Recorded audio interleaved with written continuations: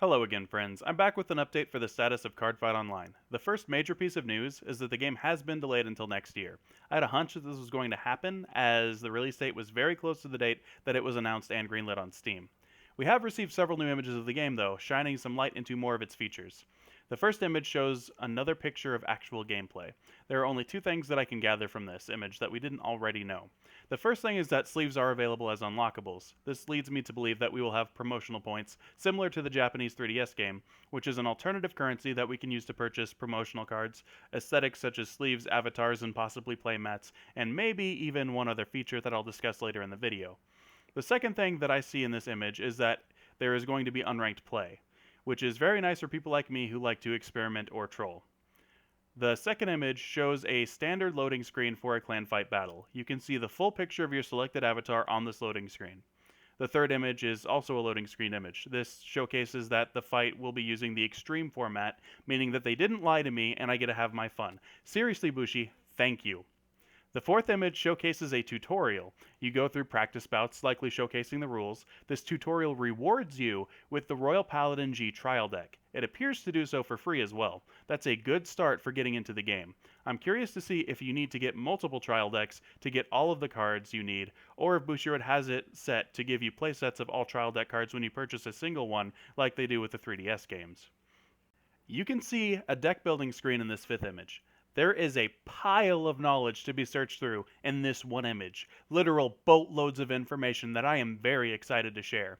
I'll start with the big reveal. Bushiroad had three potential options for how they could choose to handle your card collections. They could have had you buy clans piece by piece for affordable prices. For a pay-to-play model, this would have been the single most rational choice while keeping things relatively free to play, allowing you to unlock a clan support for a set every 3 weeks or so, maybe. They could have made it so that you have an excess of 56 copies of all of your commons in your digital collection that you can never do anything with ever, and your rare and below packs for boxes 3 and beyond of any given set would be entirely useless to purchase, and you would feel bad every time you made a transaction. But here's what they did instead. They copied Hearthstone's Arcane Dust model. Now, this is still conjecture, my best educated guess, but based on the two currency types and the crafting menu option, I am heavily inclined to believe that they have a system similar to Dust and Hearthstone for cards that you attain over 4 copies of. Now, having played the 3DS games, I can tell you that you attain CP by getting more than 4 copies of cards. That is the only way to attain CP outside of gaining 500 CP for winning a tournament in the 3DS games. I am not surprised that they have brought this system over, giving you an out to spend your excess cards on newer cards, better cards, promotional cards, sleeves, possibly mats, avatars, and other tidbits outside of standard cards and standard packs. And adding on to that, with a crafting menu, you could possibly be spending your CP on crafting particular cards, maybe even higher rarity cards, like your generation rares, your SPs, or your secret rares. That sounds very exciting to me, and I think that that's a very good model to introduce to make it so that you don't feel bad when you buy excess copies of particular cards through buying packs. In the sixth image, we can see that purchasing packs cost 300 gold. With 30 packs in a box, we can assume that a box will be a total of 9,000 gold. This means that every 9,000 gold you get about 3 triple Rs, a potential SP, some double Rs, some Rs, and a boatload of commons. What we don't know is how much gold we can reasonably expect to earn by playing the game. If opening packs in real life will give us promotional codes to get money in the game, or even what the cost for CP will be for crafting cards in the game. We don't know how much we can reasonably expect to pay either with in-game or real-life currency to reliably build a deck, but with things the way they are, I think this is a solid base for a free-to-play game model with microtransactions, if they keep the grind for cards moderate without pay.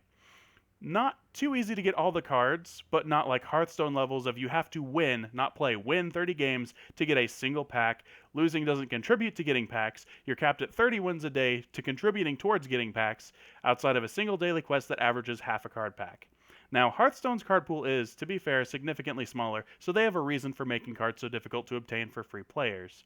That tangent aside, we have several other things that we can see here.